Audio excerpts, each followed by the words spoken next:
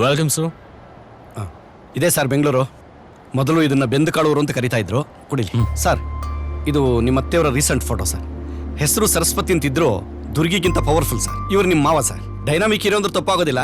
ಈಗ ಲೈಫ್ ತುಂಬಾ ನೋಡ್ಬಿಟ್ರಲ್ಲ ಸರ್, ಸ್ವಲ್ಪ ಸಾಫ್ಟ್ ಆಗಿದ್ದಾರೆ. ಇವರಿಬ್ಬರ ಬಗ್ಗೆ ಸೇರಿಸಿ ಹೇಳ್ಬೇಕು ಅಂದ್ರೆ ನಿಮ್ಮ ಮಾವ ಕೋರ್ಟಲ್ಲಿ ಲಾಯರು, ಮನೆಯಲ್ಲಿ ಅತ್ತೆ ಜಡ್ಜು, 3 ಜನ ಹೆಣ್ಮಕ್ಳು. ಇಬ್ಬರು ತಮ್ಮ. ತುಂಬಾ ತಿಳ್ಕೊಂಡಿದ್ದೆ ಅಂತ ಗೊತ್ತು, ಜಾಸ್ತಿ ಇಂಪ್ರೆಸ್ ಮಾಡಕ್ ಹೋಗ್ಬೇಡ ಸರ್. ನೆಕ್ಸ್ಟ್ ನೀವೇನು ಹೇಳ್ತೀರೋ ಅದಕ್ಕೆ ಪ್ರಿಪೇರ್ ಆಗ್ತೀನಿ ಸರ್. ನೆಕ್ಸ್ಟ್ ಏನು ಅಂತ ಯಾರಿಗೂ ಗೊತ್ತು, ಬಂದಿದೀವಿ ಅಷ್ಟೇ. ನೆಕ್ಸ್ಟ್ ಏನು ಅಂತ ಗೊತ್ತಿದ್ರೆ ನೀ ಇರ್ತಾ ಇದೆಯೋ ಕೆಲಸದಲ್ಲಿ. Sorry sir. ಅತ್ತೆ ಮನೇಲಿ ಬರುತ್ತೆ ಸರ್. ಅತ್ತೆ ಮನೆ ಜಯನಗರ ಸರ್. ಆದ್ರೆ ಮಾವ ಹೈದರಾಬಾದ್ ಇಂದ ಚೆಕ್ಔಟ್ ಆಗಿ ಈಗ ಅಲ್ಲಿ ಹೋಗ್ತಾ ಇದ್ದಾರೆ ಸರ್. ರಿಸೀವ್ ಮಾಡಕ್ಕೆ ಯಾರು ಬಂದಿರ? ಒಂದು ಹೊಸ ಟೀಮ್ ರೆಡಿ ಮಾಡಿದ್ದೀನಿ ಸರ್.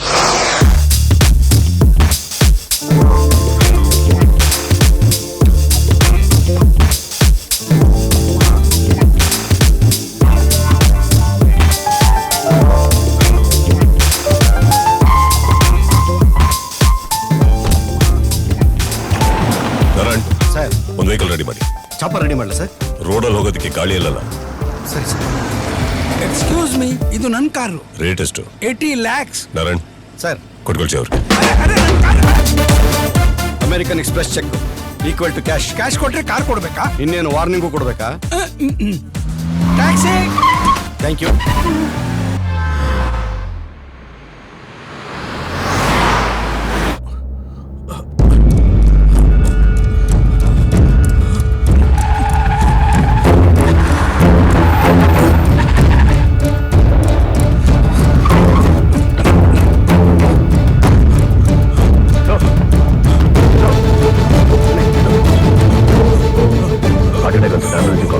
ಇನ್ನು 10 minutes ವೆಯ್ಟ್ ಮಾಡಿದ್ರೆ ಇವ್ರ ಮೇಲೆ ರೈಟ್ ಹೇಳ್ತಾರೆ. ಆಗ ನಿಮ್ಮ ಮತ್ತೆ ವಿಧವೆ ಆಗ್ತಾರೆ. ಯೋಚನೆ ಮಾಡಿ ಸರ್. ವಿಧಿ ಇಲ್ಲದೆ ನಿಮ್ಮ ದಾರಿಗೆ ಬರ್ತಾರೆ. What do say sir?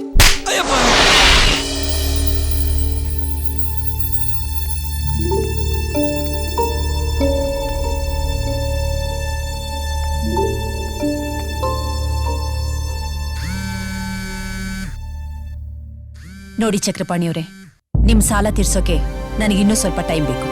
ಇನ್ನೂ ಎಷ್ಟು ದಿನ ಬೇಕಾಗುತ್ತೆ ಓಂ ಶಕ್ತಿ? ಕಲ್ಲು ಬಸ್ವ ಮೇಯಕ್ ಹೋದ್ಮೇಲೆ ಬರ್ಲ? ಏನ್ ಹಂಗ್ ಕಣ್ಣು ಕೆಂಪು ಮಾಡ್ಕೊಂಡು ನೋಡ್ತಾ ಇದ್ದೀರಾ? ನಮಗೂ ಕಣ್ಣಿದೆ. ಒಂದು ಪೆಗ್ ಹಾಕಿದ್ರೆ ನಿಮಗಿಂತ ಜಾಸ್ತಿ ಕೆಂಪಗಾಗುತ್ತೆ. I think we need to have some dignity here. ಅಲ್ಲ ಓಂ ಶಕ್ತಿ, ಸಾಲ ಕೇಳಕ್ ಬಂದಾಗ ಅಣ್ಣ ನನಗೆ ಅಷ್ಟು ಕೋಟಿ ಕೊಡು, ಅಣ್ಣ ನನಗಿಷ್ಟು ಸಾಲ ಬೇಕು ಅಂತ ಬಾಯಿ ತುಂಬಾ ಕನ್ನಡದಲ್ಲಿ ಮಾತಾಡ್ತೀರಾ. ಅದೇ ಸಾಲ ವಾಪಸ್ ಕೇಳಕ್ ಬಂದಾಗ ಇಂಗ್ಲಿಷಲ್ಲಿ ಮಾತಾಡ್ತಾ ಇದ್ದೀರಲ್ಲ. ಮೇಡಮ್, ಯಜಮಾನರನ್ನ ಜಾನ್ ಹಾಸ್ಪಿಟಲ್ಗೆ ಅಡ್ಮಿಟ್ ಮಾಡಿದ್ದಾರೆ. ಅವ್ರಿಗೆ ಹಾರ್ಟ್ ಅಟ್ಯಾಕ್ ಆಗಿದೆಯಂತೆ ಮೇಡಮ್. ದೇವಸ್ಥಾನದ ಮುಂದೆ ಚಪ್ಪಲಿ ಬಿಟ್ಟು ಹೋಗ್ಬೇಕಾದ್ರೂ ಹೇಳ್ಬಿಟ್ಟು ಹೋಗ್ತಾರೆ. ಇವಮ್ಮ ನನ್ನ ಹಿಂಗ್ ಬಿಟ್ಟು ಹೋಗ್ತಾವಳಲ್ಲ. ಅಯ್ಯೋ ಓಂ ಶಕ್ತಿ, ಈ ಸಾಲ ಕೊಡೋದು ಯಾಕೆ, ಪಪ್ಪಿಷೆ ಮಾಡಿಸ್ಕೊಳ್ಳೋದು ಯಾಕೆ? ಇರ್ಲಿ, ಓಂ ಶಕ್ತಿ ಹರಕೆ ತೀರಿಸ್ ಬರ್ತೀನಿ. ಖರ್ಚು ಪಿಲ್ಲ ಟೈಮ್ ನೋಡಿ ಕಣ್ಣೀರು ಹಾಕಿಸ್ತೀನಿ.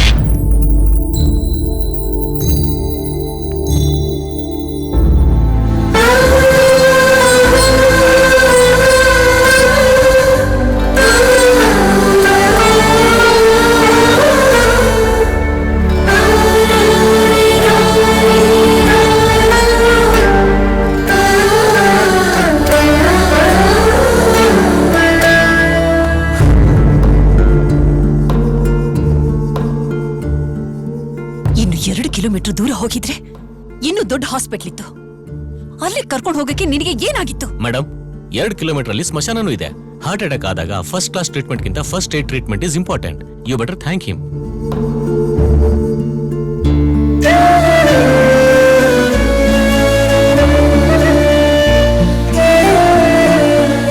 ಏನ್ ಸರ್ ಇವರು ಕುಂಕುಮ ಉಳಿತಲ್ಲ ಅಂತ ಕೈ ಹಿಡ್ಕೊಂಡು ಥ್ಯಾಂಕ್ಸ್ ಹೇಳ್ತಾರೆ ಅನ್ಕೊಂಡ್ರೆ ಕಾಲರ್ ಇಟ್ಕೊಂಡು ಕೂಗಾಡ್ತಾರೆ.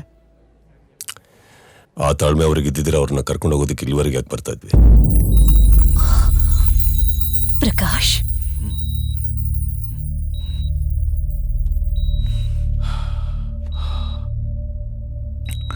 ನನ್ನ ಅಡ್ಮಿಟ್ ಮಾಡಿಸಿದ್ಯಾರು? ಸ್ವಾಮಿ, ಮೇಡಮ್, ಆ ಡ್ರೈವರ್ಗೆ ಕಾರಲ್ಲಿ ಬ್ರೀಫ್ ಕೇಸ್ ಇದೆ. ಅದನ್ನ ತಗೊಂಡ್ ಬಾನು. ಅದರಲ್ಲಿ 1 ಲಕ್ಷ ಅವನಿಗೆ ಕೊಟ್ಟು ಕಳ್ಸು.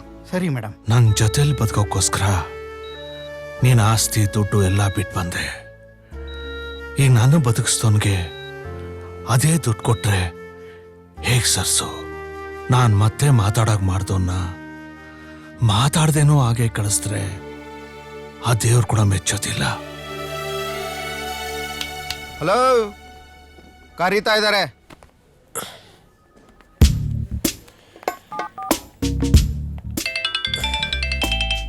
ಸರ್ ನಿಮ್ಮ ನಂಬರ್ ರಿಸೀವ್ ಮಾಡು. ಒಳಗಡೆ ಏನ್ ಮಾತಾಡ್ತಿದ್ವಿ ಕೇಳಿಸ್ಕೊ. Yes sir. ಅಲ್ಲಿ ಒಂದ್ ಮಾತು ಮಿಸ್ ಆದ್ರೂ ನಿಂದ ಒಂದೊಂದು ಪಾಠ ಒಂದೊಂದು ಕಡೆ ಬಿದ್ದಿರುತ್ತೆ. ಸರಿ ಸರ್. ಏನ್ ನಿನ್ನ ಹೆಸರು? ಈ ಟ್ಯಾಬ್ಲೆಟ್ಸ್ ಎಲ್ಲ ಕೊಡ್ತಾ ಇರಿ. Okay doctor. Sorry sir, Chandu ಅಂತ ಸರ್. ಏನ್ ಕೆಲಸ ಮಾಡ್ತೀಯಾ? ಆಂಬುಲೆನ್ಸ್ ಡ್ರೈವರ್ನ ಬರಕ್ ಹೇಳಿದಿರಾ? ಹೇಳಿದ್ದೀನಿ ಸರ್. Driver sir? ಸಾಕ್ಷಾತ್ ಕುಬೇರಂಗೆ ಡ್ರೈವ್ ಮಾಡ್ತಿದ್ಯೋ ಹೆಂಗೆ? ನನ್ ಮದ್ವೆ ಆಗೋ ಹುಡುಗ ದುಬೈಯಲ್ಲಿದ್ದಾನೆ. ದುಬೈಯಲ್ಲಿ ಶೇಖ್ ಅವ್ರಿಗೆ ಡ್ರೈವರ್ ಆಗಿದ್ದೆ ಸರ್. ಈಗ ಕೆಲಸ ಬಿಟ್ಟು ಇಲ್ಲಿ ಬಂದೆ. ಬಂದ್ಬಿಟ್ಯಾ? ಕಳಿಸ್ಬಿಟ್ರಾ? ಕಳಿಸ್ಬಿಟ್ರು ಸರ್. ಯಾಕೆ? ಯಾವ ಕೇಸ್ ಬಂದಿರೋದದು?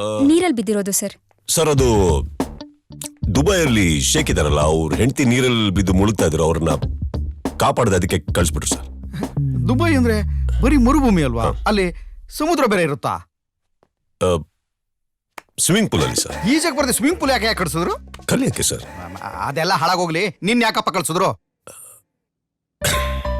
ಸರ್ ಅದು ದುಬೈಯಲ್ಲಿ ಹೆಂಗಸರನ್ನ ಅವ್ರವ್ರ ಗಂಡದ್ರ ಮಾತ್ರ ನೋಡ್ಬೇಕು, ಮುಟ್ಬೇಕು ಸರ್. ನಾನು ಎರಡು ಮಾಡ್ಬಿಟ್ಟೆ. ಅದಕ್ಕೆ ಅದು ದುಬೈನಲ್ಲಿ ಅಲ್ರಿ, ಇಡೀ ಜಗತ್ತಿನಲ್ಲಿ ಹಾಗೆ ಇರೋದು. ಕಾನೂನು ಪ್ರಕಾರ ತಪ್ಪೆ ಸರ್ ಅದು. ಸೊ ಕಾನೂನು ಪ್ರಕಾರ ನಾನು ಇರೋ ಹಾಗಿಲ್ಲ ಅಂತ ಹೇಳಿ ದುಬೈ ಶೇಖ್ ಅವರು ಅವ್ರ ಕಡೆಯವ್ರಿಗೆ ಡ್ರೈವರ್ಗೆ ಎಷ್ಟಾದ್ರೂ ದುಡ್ಡು ಕೊಟ್ಬಿಟ್ಟು ಅಲ್ಲಿಂದ ಕಳಿಸ್ಬಿಡಿ ಅಂತ ಹೇಳಿದ್ರು ಸರ್. ಕೈ ತುಂಬಾ ದುಡ್ಡು ಕೊಟ್ಟು ಡ್ರೈವರ್ನ ಕಳಿಸ್ಬಿಡಿ ಅಂದ್ರು ಸರ್. ಇದನ್ನ ಯಾಕೆ ಒತ್ತಿ ಒತ್ತಿ ಹೇಳ್ತಿದ್ಯಾ? ನಮ್ಮಿಬ್ಬರಿಗೂ ಅರ್ಥ ಆಗ್ಲಿ ಅಂತ. Excuse me, just minute. ಈ ಸೂಟ್ ಕೇಸ್ ಒಳಗಡೆ ತಗೊಂಡು ಕೊಟ್ರೆ ನಿಮ್ಗೆ ಏನ್ ಸಿಗುತ್ತೆ? ಇಷ್ಟೊತ್ತು ಎಲ್ಲಿ ಹೋಗಿದ್ಯಾ ಅಂತ ಒಂದ್ ಚಿಕ್ಕ ಡೈಲಾಗ್ ಸಿಗುತ್ತೆ. ಇದೇ ಸೂಟ್ ಕೇಸ್ ನಮಗ್ ಕೊಟ್ರೆ ನೀವ್ ಎಲ್ಲಿ ಬೇಕಾದ್ರೂ ಓಡಾಡಕ್ಕೆ 80 lakhs ಕಾರ್ ಸಿಗುತ್ತೆ. ತಗೊಳ್ಳಿ. ನೀನ್ ಯಾಕೆ ತಂದೆ?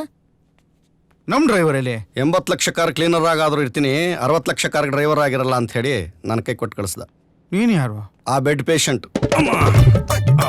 ನಾರಾಯಣ. ಸರ್, ಇನ್ ಮುಂದೆ ನಿಮ್ಗೆ ಮಕ್ಕಳಾಗಲ್ಲ. ಹಿಂದೆ ಏನು 1 ಡಜನ್ ಮಕ್ಕಳು ಆಗಿದ್ವು. ಅವನ್ ಸರಿಯಾದ ಸಮಯಕ್ಕೆ ಕೆಲಸ ಬಿಟ್ಟ. ನಿನ್ಗೇನ್ ತೊಂದ್ರೆ ಇಲ್ಲ ಅಂದ್ರೆ ನಮ್ಮ ಮನೇಲಿ ಕೆಲಸ ಮಾಡ್ತೀಯಾ? ಕಷ್ಟದಲ್ಲಿ ಕಣ್ಣೀರಲ್ಲೇ ಕೈ ತೊಳಿತಾರೋ ನನಗೆ ಕೆಲಸ ಕೊಡ್ತಾ ಇದ್ದೀರಾ ಸರ್.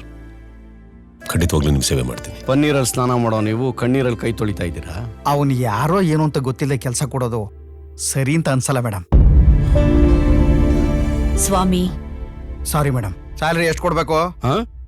ಅವ್ರಿಗೆ ಸ್ಯಾಲ್ರಿ ಕೊಡ್ಬೇಕು ಅಂದ್ರೆ reserve bank day and night note print ಮಾಡಬೇಕು. ನಾಳೆಯಿಂದ ಒಂದು ಡ್ಯೂಟಿ ಜಾಯ್ನ್ ಆಗು.